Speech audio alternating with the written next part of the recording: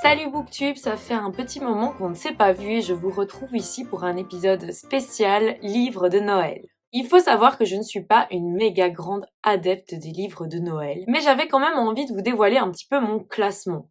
Alors, de manière générale, je suis pas forcément trop film de Noël non plus. Je sais qu'il y en a beaucoup qui ont la grande fever des films TF1 l'après-midi, mais moi ça a jamais été trop mon truc. Moi j'ai toujours préféré plutôt les films de Noël qui sortent au cinéma, qui sont beaucoup plus travaillés, beaucoup plus construits. Et j'ai l'impression que pour les romans, je suis un petit peu dans cette même gamme, en tout cas en ce qui concerne l'ambiance de Noël. C'est pourquoi je vous propose de jauger un peu ces livres, donc selon mon propre baromètre, qui démarre très bas, donc du film Hallmark TF1 jusqu'au film de cinéma. Et donc on passe dans mon baromètre, on passe par Hallmark TF1, on va vers Netflix, réalisation, ce que je trouve parfois plutôt pas mal, ça dépend lesquels, mais il y en a que je trouve pas mal, pour en arriver donc au film de cinéma. Et je vais vous classer ces livres parmi ces catégories. Donc je fais vraiment un parallèle livre-film pour le coup, en tout cas au niveau qualitatif. J'espère que vous suivez un petit peu mon idée, mon délire là-dedans, mais je trouve qu'on peut vraiment clairement faire une comparaison de qualité, donc voyez avec moi si vous êtes d'accord. Il faut avant tout savoir que j'ai un quota quand même de livres de Noël par an, donc j'en lis 2, pas plus. Pourquoi? Parce que, comme je vous ai dit, comme c'est pas, vraiment mon truc de base, j'ai un petit peu peur, tout simplement, de ne pas, lire le livre à sa juste valeur ou de pas donner une appréciation à sa juste valeur, tout simplement parce que j'aurais eu un trop plein en lisant. Donc ici, je vais vous présenter tout simplement tous les livres de Noël que j'ai lus en les classant. Alors tout en bas de l'échelle, il n'est même pas, je peux même pas le classer dans ma jauge Hallmark à film de cinéma. Il entre même pas dedans. Il y a Cet hiver, qui est donc une nouvelle présente dans l'univers Heartstopper, donc écrit par Alice Oseman. Et je n'ai absolument pas compris l'intérêt de ce livre. Je suis méga fan de l'univers Heartstopper. D'ailleurs, vous avez déjà vu certainement une de mes vidéos où je comparais le livre à la série. En tout cas, vu que j'en avais réalisé une. Mais ici, vraiment, je ne comprends pas. Je vais vous expliquer pourquoi. Tout d'abord parce que le roman, en fait, on vous présente tout ça, mais il ne fait que ça. Ok? Ça, ce sont ici des extraits de Loveless, donc un autre roman d'Alice Oseman qui parle de la sœur de Charlie. Et c'est un fameux extrait d'une autre nouvelle qui s'intitule, je pense, Nick et Charlie, tout simplement, que Alice Oseman a réalisé en off par rapport à sa saga Heartstopper, mais qui concerne quand même notre couple. Donc, on a la moitié du livre qui n'est pas cette romance de Noël. On a entre guillemets que ça. Le livre a une écriture hyper espacée, hyper grande et est jonché d'images, d'illustrations. Donc vraiment, il n'y a rien à lire. Rien du tout. Et l'histoire n'est même pas bien construite. Franchement, c'était une de mes plus grosses déceptions parce que j'attendais trop de lire ce petit roman de Noël l'année passée. Comme encore une fois, j'adore l'univers Heartstopper, mais là, j'ai vraiment pas compris. L'histoire est pas bien fournie, la psychologie des personnages est un peu cliché, un peu trop exagérée. Vraiment, j'ai pas compris, c'était une grosse déception. Le seul point positif, c'était de retrouver Nick et Charlie et l'ambiance de Noël. On retrouve Mon ex, sa copine, mon faux mec et moi, qui est un livre, une romance de Juliette Bonté et qui ne m'a pas convaincue. Alors, pourquoi j'ai lu cette romance de Noël? Je l'ai vraiment choisie par moi-même. Vous allez voir après qu'il y en a beaucoup que j'ai fait en LC. Donc j'ai choisi par moi-même parce que j'avais beaucoup aimé un autre livre de la même auteure. Celui-ci, j'ai pas compris. C'est clairement, dans l'échelle, on est clairement dans du Hallmark. C'est cliché au possible. Les personnages sont caricaturaux. L'histoire, n'en parlons pas. C'est une succession d'événements absurde par moments. Il y a tout un tas de péripéties qui se succèdent et qui n'ont pas beaucoup de sens. En tout cas, c'est vraiment juste pour amuser et en fait, j'avais l'impression de lire Bridget Jones. En tout cas, une redite trop, encore une fois, trop caricaturale, trop exagérée. On est vraiment dans du grand comme par hasard, la fille potelée qui a jamais eu de chance en amour, tombe sur le mec hyper riche, hyper cool, hyper waouh, qui est en plus avenant, qui est romantique, qui est un vrai mec viril, tous les clichés, toute la caricature et ça a été trop malheureusement. Par contre, j'ai quand même mis une bonne note, de mémoire sur Instagram, j'avais mis une bonne note parce que c'était très bien écrit, parce que j'avais quand même ri, j'avais passé un bon moment. Franchement, on retrouvait tous les codes Hallmark, les choses improbables, dans la station, de montagne, où elle se retrouve par hasard, d'une façon très quiproquo, avec tous des moments cocasses, c'était trop pour moi. Nous avons Un cœur pour Noël de Sophie Jomain. Je l'ai lu cette année. D'ailleurs, je vais pas trop entrer dans les détails parce que je m'apprête à enregistrer cet après-midi un podcast, donc sur mon autre chaîne YouTube, Un lézard avec une échelle. Je vous mettrai les renseignements si vous voulez l'écouter. Donc ce podcast, je l'enregistre avec une amie. On choisit des livres à peu près tous les mois et on débriefe dessus. J'aurais pu le mettre après mon ex, mon faux mec, sa copine et moi, parce que l'histoire est franchement plus drôle dans l'autre, mais on a la particularité avec ce livre de Sophie Jomain qui se lit comme un calendrier de l'Avent. Donc moi j'ai lu sur Nextory, et donc chaque jour un chapitre était disponible du 1er décembre jusqu'au 24 et ça se lisait vraiment sous forme de calendrier de l'Avent, et j'ai trouvé le concept tellement sympa que le livre a gagné quelques points grâce à ça. Pour le coup, je peux pas le classer dans du Hallmark, je vais vraiment plutôt basculer vers TF1, on reste quand même dans la même catégorie encore, parce que ce livre est français et se déroule vraiment en France. Mais franchement, on est du même niveau que le Hallmark, tous les clichés sont présents. Et donc malheureusement, je n'ai pas été conquise par ce livre, mais vous pourrez avoir encore une fois tous les détails dans mon podcast. Nous avons Snowy Little Lies. Et vous allez comprendre à présent que tous les livres de Noël que je lis contiennent une énorme part de romance. En fait, je ne suis attirée que par les livres de Noël qui contiennent de la romance. Donc je sais qu'il y a de très beaux livres de Noël, plus parfois enfantins, magiques. Mais moi, mon truc, c'est vraiment la romance. Alors ce livre-ci, eh bien voilà, on passe un step. On arrive dans la catégorie que j'appellerais film de Noël de Netflix. Il est assez sympa, parfois prévisible, en fait même très prévisible, mais j'ai beaucoup aimé, j'ai assez bien rigolé, j'ai beaucoup aimé les protagonistes. On a là l'histoire en fait d'une jeune femme qui redoute un petit peu de retourner dans sa famille. Si je me souviens bien, elle travaille à New York et ses parents vivent dans le New Jersey et ça fait un moment qu'elle ne fait plus beaucoup la navette jusque chez ses parents parce qu'elle leur ment. Elle leur a dit qu'elle avait une meilleure place que ceux qu'elle a dans l'entreprise où elle travaille et elle est clairement très exploitée dans cette entreprise. Et en prenant le train pour rentrer dans sa famille pour Noël, elle rencontre un jeune homme qui lui donne son secret et qui lui dit que lui, en fait, pour arrondir ses fins de mois en tant qu'auteur, il joue le rôle de faux petit ami. Et donc comme ça, il embobine, comme il dit, les familles très crédules en faisant croire qu'il est un petit ami. Et ainsi, il épargne à des jeunes adultes l'humiliation ou les reproches de leur famille au moment des fêtes parce qu'ils n'ont personne. Je ne vous dis pas la suite pour ne pas vous spoiler, mais en gros, j'ai beaucoup aimé toutes ces histoires. Je suis pas très quiproquo d'habitude, mais là, pour le coup, c'était assez marrant. Et on va voir que c'est une famille un petit peu déjantée, mais franchement adorable. Et donc, j'ai beaucoup aimé cette ambiance très familiale, finalement, de Noël. Et donc, ce livre était écrit par Fanny D.L., qui fait partie de la French Team chez Hugo New Romance, donc auteur francophone également. En troisième position arrive notre désastreuse Christmas Party d'Emily Parizeau. Donc ça, je l'ai lu également cette année. Je l'ai lu en LC, donc en lecture collective. Alors en général, ces livres de Noël, je les lis avec mes amis d'Instagram. Et ici, c'était un choix d'Aurore et Déborah pendant le FNR de cette année. Donc on l'a acheté là-bas. On a la petite pastille en souvenir. Alors, pourquoi j'ai choisi cette romance en 3e position quand même? Mais déjà, pour moi, là, on est encore dans du Netflix, dans du level Netflix au niveau de l'écriture, de la réalisation, des enchaînements, des actions de l'histoire. Mais c'est surtout parce que tout était surprenant.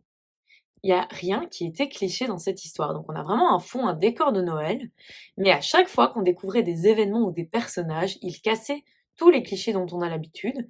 Et en plus, même au niveau des actions, franchement, c'était très imprévisible. C'est quoi l'histoire? C'est l'histoire de Blair qui est secrétaire dans une grosse start-up qui s'appelle Warm Me Up, si je me rappelle bien. Une start-up qui produit des doudounes hyper à la mode, hyper branchées de Noël, où le patron, qui est assez vieux, repousse toujours les limites et les employés sont très bien payés. Il fait très bon vivre dans cette entreprise, c'est vraiment une très bonne ambiance. Le patron est vraiment très loufoque et invente toujours des projets totalement fous. Et Blair, qui n'est secrétaire que depuis environ 1 an, ou peut-être un peu moins, peut-être que c'est 10 mois, a l'habitude de repousser ses limites avec ce patron. Ce qu'il faut savoir, c'est que Blair, en fait, a un petit peu triché et n'était pas du tout qualifiée pour le job. Donc ça fait 10 mois qu'elle cache ça, mais elle est tellement performante que tout le monde n'y voit que du feu. Ce patron lui demande pendant tout le mois de décembre de créer une ambiance de folie de Noël, mais il lui demande encore plus. Il veut que, pour la première fois dans l'entreprise, il y ait une Christmas party qui soit organisée. Il va donc faire appel à un organisateur pour l'aider, mais elle aura vraiment la lourde tâche de créer une soirée mémorable, donc pour cette Christmas party. Et elle va rencontrer un organisateur de fête, et le patron ne cesse de vanter cet organisateur de fête, donc qui s'appelle Sony, parce que cet organisateur lui a vendu vraiment du rêve lorsqu'ils se sont rencontrés. Et donc, il a beaucoup d'attentes par rapport à ça. En fait, il a beaucoup d'attentes et en même temps, il est sûr que cette fête organisée par Blair et Sony sera vraiment impeccable puisqu'il croit totalement en eux deux. Seulement, il se fait que Sony a aussi un petit secret et qu'il n'est pas aussi à l'aise qu'il n'y paraît. Donc ça, je vous laisserai découvrir si vous voulez lire ce roman. Et donc ça va créer des petits quiproquos ou des petits stress au niveau de l'organisation de cette soirée. Mais Sony a surtout une mission, c'est qu'il doit préparer l'instant, vraiment le décor et l'instant où le grand patron fera un discours absolument phénoménal, sauf que personne ne sait quel en sera le contenu de ce discours. Ça aussi, c'est vraiment une grande surprise par rapport au livre. Vraiment, comme je vous l'ai dit, il y a plein de choses que j'avais pas anticipées. Et donc, c'est vraiment top. Et ce qu'il faut savoir, c'est que Blair, elle a un caractère vraiment très compliqué. Elle est très brute de décoffrage parce qu'elle a un passé très compliqué. Et que Sony, au contraire, est assez conciliant. Et je pense qu'il en a besoin. Il a besoin d'être assez patient et conciliant pour s'attaquer à l'organisation de cette soirée avec une fille telle que Blair. En numéro 2, on a Un Noël sans fin de Christina Loren. Donc si je ne dis pas de bêtises, ces auteurs sont américaines. Et là, on en arrive à un film de cinéma dans ma jauge parce que c'est extrêmement bien construit. C'est drôle, il y a des décors très beaux et surtout en fait au niveau de l'histoire de ce qui va s'y passer, on a une petite dose de fantastique qui fait que pour moi on bascule vers quelque chose de beaucoup plus spectaculaire et donc qui mérite un petit film de cinéma. En gros, pour vous faire un peu le pitch du début, qui s'appelle Un Noël sans fin, déjà c'est en rapport ou plutôt en clin d'œil avec le film Un jour sans fin. Je ne sais pas si vous connaissez ce fameux film du jour de la marmotte où Bill Murray revit sans cesse cette journée qui pour lui est une journée de l'enfer.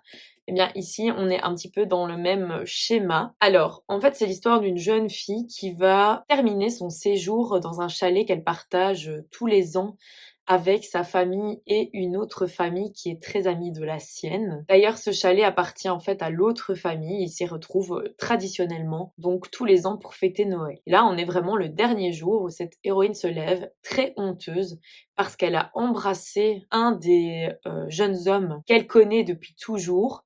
Sauf qu'en fait, elle est amoureuse du frère de celui-ci. Elle se rend compte qu'elle a certainement été surprise par le frère et en est mortifiée. Alors premièrement parce qu'elle ne veut pas détruire son amitié avec le plus jeune des deux frères. Elle en est très attachée et il y a rien qui peut se passer entre eux en fait de plus. Donc voilà, c'est quelque chose qui la rend très mal à l'aise. Deuxièmement parce que être surprise par le plus grand et voir en fait son indifférence la blesse beaucoup puisqu'elle en a toujours été très amoureuse. Et ensuite, elle apprend en plus que le chalet va être vendu et donc que c'est la fin de ses vacances en famille, que c'est la fin de ses vacances entre amis et que donc en fait plus jamais elle n'aura franchement l'occasion de revoir, celui dont elle est amoureuse et donc d'arranger un petit peu les choses. Donc pour elle, c'est vraiment la fin de quelque chose, qui lui tient très à cœur et elle va en être extrêmement blessée. Alors qu'elle retourne, vers l'aéroport, je pense que c'est dans un taxi, elle et sa famille vont avoir un accident de voiture. On va comprendre qu'en fait, elle est morte de cet accident de voiture, mais on rembobine et elle se retrouve propulsée à son arrivée au chalet au début de la semaine. Donc en fait, elle va revivre les événements de cette semaine avec la possibilité de corriger le tir et à chaque fois qu'elle va faire une erreur, elle va revenir en ce début de semaine. Alors moi, j'ai beaucoup aimé ce pitch. Franchement, j'ai beaucoup aimé, cette façon de construire l'histoire parce que déjà, je suis une très grande adepte du film Un jour sans fin. Donc ça m'a vraiment ce clin d'œil, j'ai adoré. J'ai adoré l'ambiance, l'écriture. J'ai beaucoup aimé les personnages. Franchement, il y a pas vraiment d'erreur, dans ça. Juste peut-être que c'était un petit peu répétitif, forcément, c'est le principe et donc ça m'a semblé peut-être à un moment un petit peu long, mais j'étais vraiment à fond dedans et j'ai eu l'angoisse jusqu'au bout, que, à chaque fois on recommence. Mais je vais pas vous en dire plus, je vais pas trop vous spoiler pour vous laisser également ce petit stress, cette petite surprise et cetera. Donc je l'avais lu également en LC avec mes copines Déborah et Aurore, mais avec une petite particularité, en fait on me l'avait chaudement recommandé. Une de mes amies m'avait dit: «Il faut absolument que tu lis, ça c'est coup de cœur, c'est top de chez top» et franchement on n'a pas regretté cette lecture. Je pense que globalement, on avait tout aimé. Ça avait pas été forcément un coup de cœur, mais ça avait été un bon moment de lecture. Alors mon numéro 1 et je ne me l'explique pas forcément, je vous l'avoue, mais c'est «Tu fais quoi pour Noël? Je t'évite» de Juliette Bonté. C'est d'ailleurs suite à cette lecture que j'ai lu Mon ex, sa copine, mon faux mec et moi. Avec une déception parce que pour moi, ça ne valait évidemment pas «Tu fais quoi pour Noël? Je t'évite». Alors c'est le premier livre de Noël que j'ai lu. C'est d'ailleurs Aurore qui l'avait choisi pour notre LC et je pense qu'en fait, en tant que premier livre de Noël, où j'étais vraiment, partie avec un a priori très négatif, j'ai été étonnamment surprise positivement et donc c'est peut-être pour ça que je le mets en coup de cœur numéro 1. Parce que très franchement, dans ma jauge, on est vraiment entre le Netflix et le film de cinéma. J'hésite un peu, je dirais quand même que ça vaut plus un Netflix. Donc c'est pas si, excellent que ça. L'écriture tout de même est très, addictive, elle est très chouette. La plume est fluide, donc ça vraiment Juliette Bonté, j'ai rien à dire par rapport à sa façon d'écrire. C'est très agréable. Mais l'histoire m'a beaucoup séduite parce que là, je pense qu'on est vraiment dans une romance, avec Noël qui est finalement très en fond, mais avec des personnages qui sont très travaillés au niveau de leur psychologie personnelle. On part sur une héroïne qui est, orpheline et qui déteste Noël, qui déteste les fêtes parce que justement, ça n'a jamais été quelque chose qu'elle pouvait fêter, correctement. Ainsi que sur un protagoniste masculin qui lui, en fait, n'aime pas Noël non plus et qui a ses raisons. Donc je vous dirai pas, tout parce qu'il faut vous laisser aussi du mystère et qui lui, en fait, ne l'avoue pas directement qu'il n'aime pas Noël et donc on a aussi des situations, un petit peu cocasses par rapport à ça et en fait, le principe, c'est qu'ils font partie d'un groupe d'amis malgré eux, parce que en fait, la meilleure amie de la protagoniste principale qui s'appelle Charlie, je pense, sort avec le meilleur ami de Blade, donc Blade qui est l'autre protagoniste masculin. Et donc par la force des choses, ils se retrouvent dans ce groupe d'amis et ils lancent l'idée de faire un voyage tous ensemble. Donc ils doivent mettre tous des idées dans un chapeau et il y a un tirage au sort qui est fait. Ils décident que quoi qu'il en soit, quelle que soit la décision, ils partiront dans la destination sélectionnée. Et en fait, Blade étant vraiment en guerre avec Charlie et décidant de l'embêter vraiment jusqu'au bout, va noter dans ses propositions la Laponie parce que il sait que Charlie déteste Noël. Après, il ne sait pas pourquoi, sinon il ne serait pas aussi goujat. Et forcément, c'est la Laponie qui ressort de ce tirage au sort et ils se retrouvent tous en Laponie avec full ambiance de Noël, du matin au soir et même la nuit parce que Blade va vraiment faire de la vie de Charlie un enfer et elle ne va pas se laisser démonter. Elle va évidemment se venger également.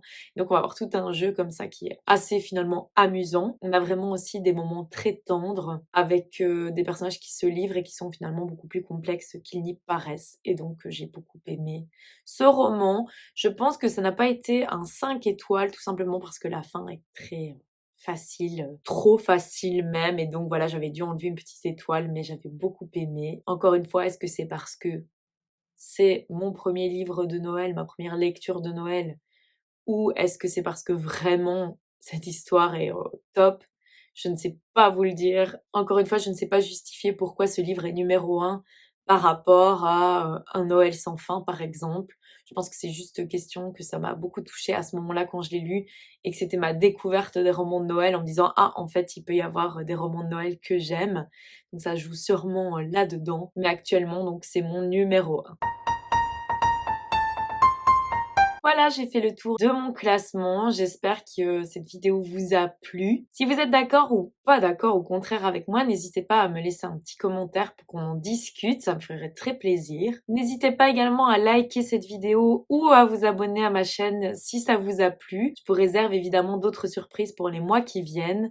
Et comme je vous l'avais déjà dit, ma fréquence de vidéos sera vraiment d'une par mois parce qu'avec le podcast, avec le bookstagram, avec mon travail d'auteur à côté, ça ne me laisse pas beaucoup de temps pour vous préparer des vidéos de qualité. Donc je préfère vraiment privilégier qualité à quantité pour le coup. Je vous invite donc à aller voir du côté de la chaîne Un lézard avec une échelle si le podcast sur le livre Un cœur pour Noël vous intéresse. Vous découvrirez donc notre avis sur ce roman. Je vous laisse ici pour aujourd'hui. Je vous souhaite de très belles fêtes de fin d'année et surtout le meilleur pour cette prochaine année qui arrive, pour cette année 2024. Je vous souhaite de concrétiser tous vos rêves et surtout de prendre bien soin de vous et de vos proches. Encore une fois, je vous remercie d'avoir suivi cette vidéo. Livrez-vous bien!